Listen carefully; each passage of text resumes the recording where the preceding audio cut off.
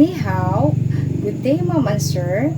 I am Carmela Tinasa, 47 years old, happily married with 2 children, one boy, 24 years old, one girl, 7 years old. I am from Philippines and I am college undergraduate of Bachelor Science and Information Technology. I have experience as domestic helper in Taiwan. I serve 5 people, a couple, ages 36 and 30 years old, and my duties are taking care of elderly, 83 years old, taking care of baby, 2 months old, taking care of kid, 4 years old, taking care of pet, cooking, cleaning the house, washing and ironing clothes, marketing, gardening, and car washing. I also have experience as domestic helper in Hong Kong.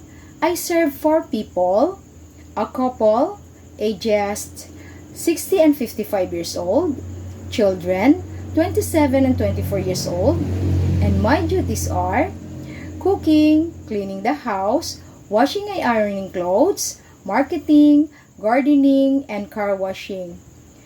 I also work as a helper in the Philippines. I serve 3 people, a couple, ages 55 and 32 years old. My duties are taking care of kids 7 years old, take him and send him to school, tutoring, cooking, cleaning the house, marketing, gardening, and car washing. I am honest, hardworking, patient, and willing to learn. To my future employer, please choose me as your helper and I will do my best to follow your instruction and to do best my duty and responsibilities. And I will love my job as well as I will love your children as my own child.